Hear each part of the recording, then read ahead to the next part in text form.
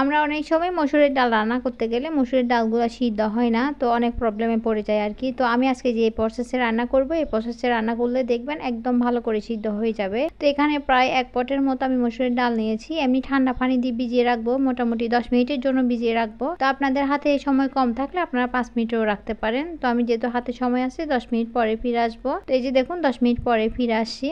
তো এগুলো 10 মিনিট পরে কিন্তু অনেকটা ফুলে ডাবল হয়ে গিয়েছে, একদম মোটা মোটা হয়ে গিয়েছে। এবার ভালো করে ধুয়ে নিব। তো মসুরের ডালের মধ্যে কিন্তু অনেকগুলা ময়লা থাকে, যত কষলাবেন তত কতগুলা কালো কালো ছোট ছোট ময়লা বের হবে। তো আমি একদম ভালো করে কষলে ধুয়ে নিচ্ছিলাম। দেখুন এভাবে করে মোটামুটি 5 থেকে 6 বার ধুয়ে নিয়েছি। যতবার ধুচ্ছি ততবার ময়লা বের হচ্ছিল। তো কতগুলো প্যাকেটের ডাল আছে ওগুলা কিন্তু অত ময়লা থাকে না, আর কতগুলো এমনি খোলা ডাল আছে ওগুলা তো অনেক ময়লা থাকে। তো আমার এটা প্যাকেটেরটা তো অনেক ময়লা, কিন্তু এই যে দেখুন গোলা পানি বের হচ্ছে। তো আমি মোটামুটি 5-6 বারের মতো ধুয়ে নিয়েছি। যতবার ময়লা বের হচ্ছিল ততবার ধুচ্ছিলাম আর কি। তো এভাবে করে ধুয়ে তারপর আমি চুলায় বসিয়ে দিব।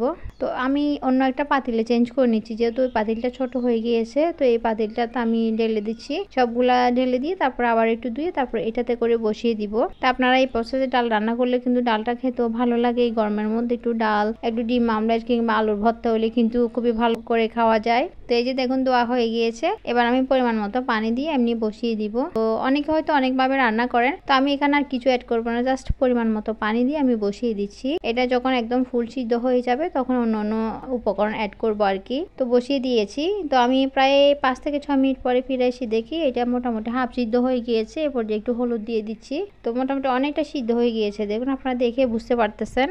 এবার আমি এখানে 2টা তেজপাতা অ্যাড করে দিচ্ছি, আর জাস্ট 1 টুকরা দারচিনি দিয়েছি। তো এবার ভালো করে এগুলো একদম ফুল সিদ্ধ হওয়া পর্যন্ত ওয়েট করব।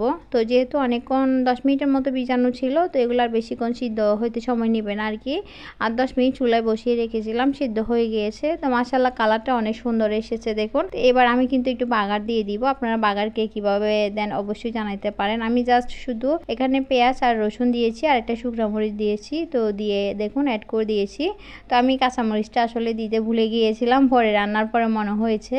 তো এই যে দেখুন মাশাআল্লাহ কালারটা কত সুন্দর হয়েছে, কিন্তু অনেক ঘন করে রান্না করেছি। তো এভাবে শুধু ডাল দিয়ে ভাত খাওয়া হয়ে যায়। তো পরিমাণ মতো লবণও দিয়েছিলাম, আপনারা অবশ্যই একবার ট্রাই করবেন। তো অনেক সময় আসলে ভিডিও বানানোর মতো কিছু থাকে না বা সময় থাকে না, তো সেই জন্য এটা করা আর কি শর্টকাটের মধ্যে। যেহেতু আজকে সময় ছিল না হাতে একদম, তো আপনাদের সাথে এটা শেয়ার করলাম। তো কেমন হয়েছে অবশ্যই জানাবেন। ভালো লাগলে লাইক কমেন্ট শেয়ার করতে ভুলবেন না। আজকের ভিডিও পর্যন্ত। আল্লাহ হাফেজ, আসসালামু আলাইকুম।